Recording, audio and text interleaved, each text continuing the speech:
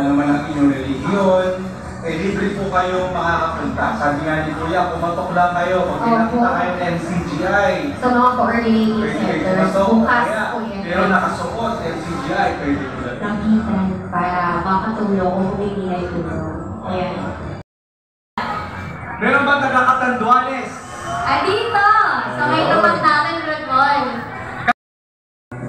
Hanihan natin ang lahat ng ating mga kapatid na dumalo po sa ating pagtitipon. Ito po yung gaganapin sa ICR. ICR. Ito sa iba nyo. Malapit lang tayo sa SM. Tapat lang po nakita nyo po yung SM mga kapatid. Sa tapat lang po yung venue po natin ng pasalamat. Okay, binisita yung mga MMC natin, bumiyahe pa. Ilang oras ba yun? 12 hours yan, Redmond. Interview na tayo, sapatos ka. Sige. Ilang oras biyahe nyo? Sa Diyos. At aalayan tayo ng mga awit kasama ng ating mga choir mamaya. Pero, bago yan, meron din tayong inihandang bilang. Nandyan sa papel.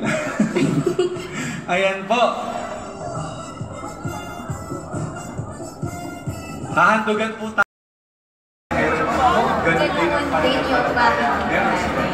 At salamat sa Diyos, meron ganitong teknolohiyan na gagamit tayo para hindi man natin sila makasama ng mukhaan, nababalitaan at nakikita natin sa ganitong paraan ang kanilang mga pagawa at ang pagpapakita ng kanilang pananampalataya.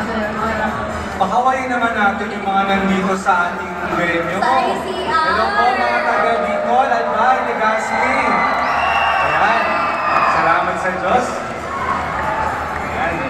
Yan po yung ating venue kasama natin ating mga kapatid. At maya-maya po ay meron tayong mga services na magkakalit sa kanila. Ongoing na ata yung registration ng ibang mga. Oo, nakita ko kanina nadaanin ko doon. Pero sa mga kapatid. At lahat po ng yan ay dahil sa pagtulong-tulong ng mga kapatid sa NCGI.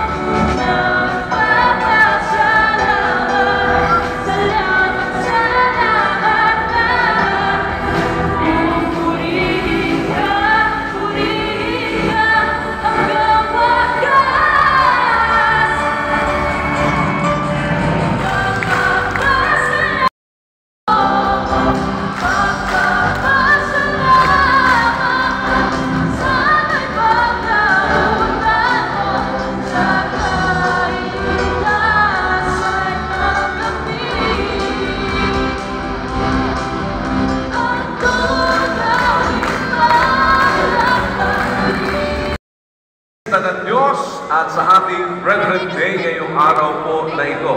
At bumabati tayo sa lahat ng ating mga panawin sa iba't ibang bahagi po ng ating ngayong magsasama-sama kung saan tayo po ay live na i-monitor. Bumabati din tayo sa ating mga panawin sa venue natin ngayon dito sa Legazpi City, sa Albay, dito po sa ICR. Maraming salamat po. At ganoon din, we'd like to acknowledge Police Captain Alexander Repaso, our Assistant Regional Pastoral Officer, Police Regional Office 5. At kasama rin po natin ngayon dito po sa ICR sa Legazpi City. Ang iba't ibang mga services na ipagkakaloob din sa atin ngayon, maaari po ninyo malapitan dahil ito po ay ating Brethren Day. At the same time, ito po ay ang ating Fiesta ng Diyos. Bahagi ng ating paglilingapan na mga magkakapatid. At ang ating pong mga kaibigan mula sa Social Security System o SSS ay nariyan din. Nariyan po yung mga taga-PhilHealth. Maraming salamat po sa mga taga-Philippine Statistics Authority, PSA. Ang mga taga-DSWD, ating mga kaibigan sa Department of Social Welfare and Development.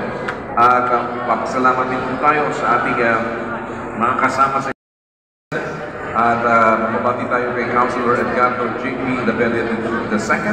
At dyan sa bahagi po ng Muntinlupa, kay Vice Mayor Demi Simunda, maraming salamat po. Of course, maraming salamat Senator Cynthia Villar sa inyong partisipasyon din sa atin at ang lupa Congresswoman natin si Miss Camille Villar, Congresswoman Camille Villar.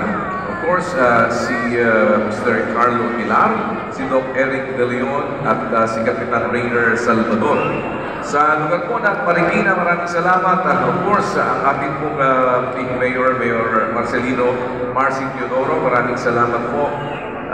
Mayor Marcy, at of course, Congresswoman Ana Teodoro, maraming salamat po. Sa ating mga barangay officials dyan sa Apalit, Pampanga, malaman po ako dyan ngayon, maraming salamat po sa lahat ng ating mga opisyales dyan, ang mga kasama natin at kaibigan sa Apalit Bureau of Fire Protection, ang ating pong mga kaibigan mula sa Apalit Philippine National Police, of course, kay Colonel Pasqua at ganun din sa ating pong LDRRMO dyan po sa lugar ng Apalit, si Mr. Cesar Campos. Maraming salamat din po. And we would like to acknowledge also our Orion Bataan Mayor Antonio Raimundo Jr. Maraming salamat po sa inyo. Ganun din kay Vice Mayor Rex Joseph Foster. At maraming salamat din po.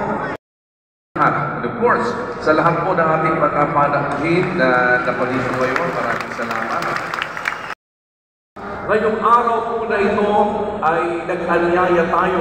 Kagaya rin ng pag-aanyaya na sinasabi po at ipinagbibiling ng sulat ni Lucas sa 14 at 13 na ang sabi nga po, kung maghahanda ka, ang sabi sa sulat po na ito ay anyayahan mo ang mga dukha, ang mga pingkaw, ang mga pilay, ang mga bulag, sapagkat magiging mapalad ka, sapagkat wala silang sukat ikaganti sa iyo, sapagkat gagantihin sa iyo sa pagkabuhay na magmuli ng makapatay. At ito pong ating isinasagawa